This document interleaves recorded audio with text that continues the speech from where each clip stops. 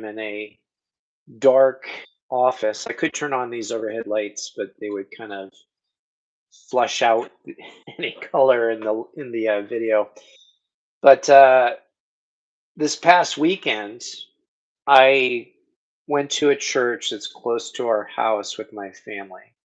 It's one we've been to the past and didn't really get a good vibe from it for various reasons, theological and otherwise.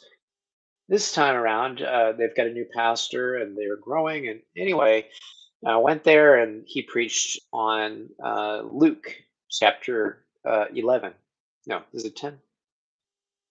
Gosh, I should know this off the top of my head, but I think it's chapter 10 actually. One of those two chapters, and it's the parable of the Good Samaritan. And most people know that parable pretty well. It's funny because we'd been at another church like 3 weeks prior, and the same parable had been preached on. So it seemed like a extremely relevant parable. And in the basics of the parable are a man who's a lawyer in relation to the law of God asks Jesus how one might be saved, and Jesus says, "Well, what does the law say?" And this lawyer says, love the Lord your God with all your heart, mind, soul, and strength, and love one another as yourself.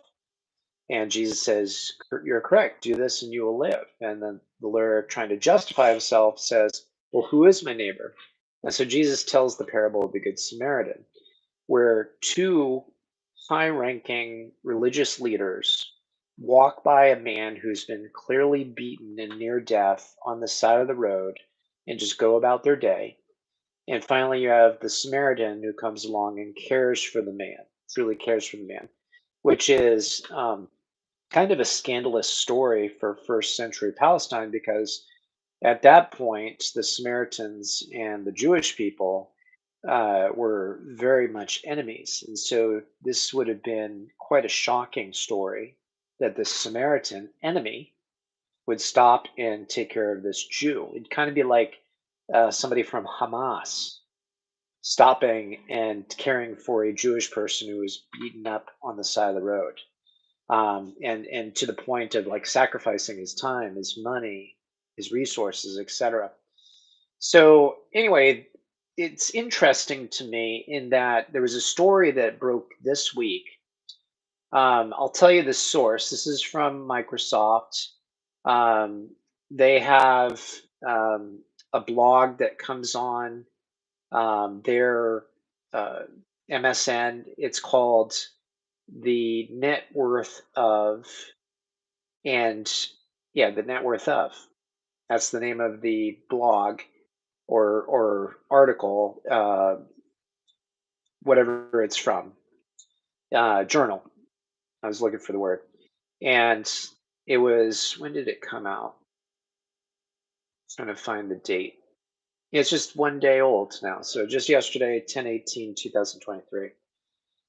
The article is entitled "Below Humanity: Climbers Step Over Dying Man to Reach Peak in Record-Breaking Time. Was it worth it?" This article at this point has 13 thumbs up, 111 thumbs down, and 3 comments, which I have not looked at. So, not a lot of interaction, but because it's relevant to my recent experience with covering the Good Samaritan. And in fact, I covered the parable of the Good Samaritan in an ethics course I put together. But here's what is said.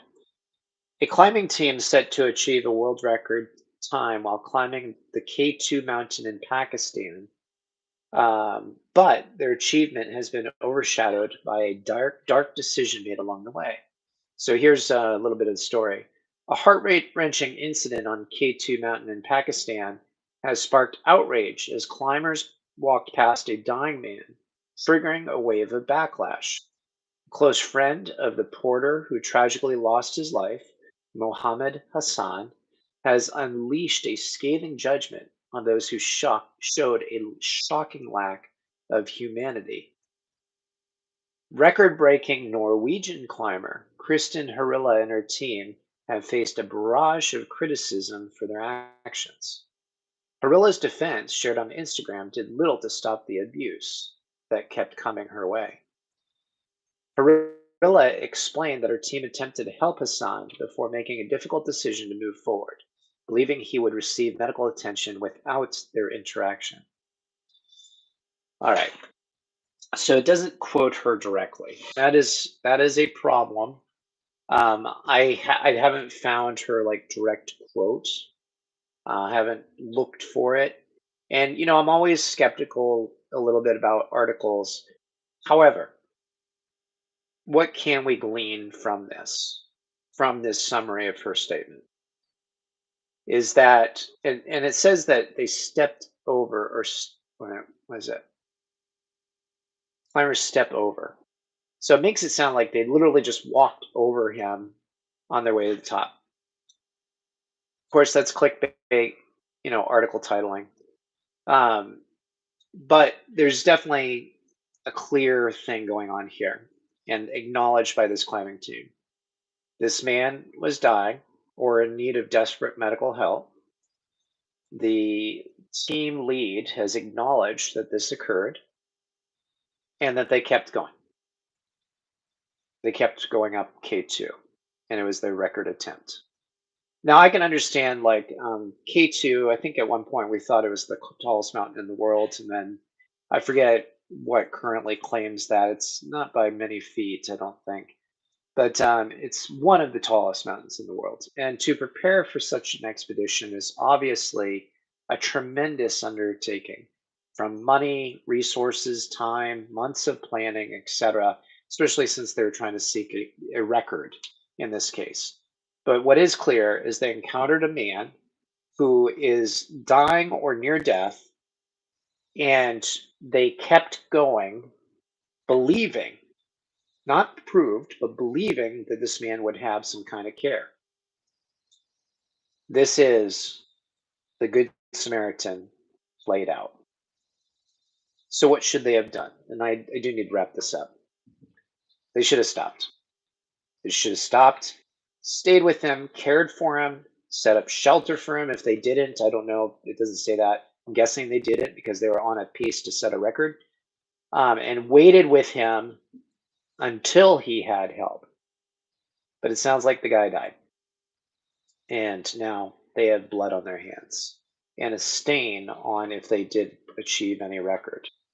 And it demonstrates that a person was of less value than their personal glory.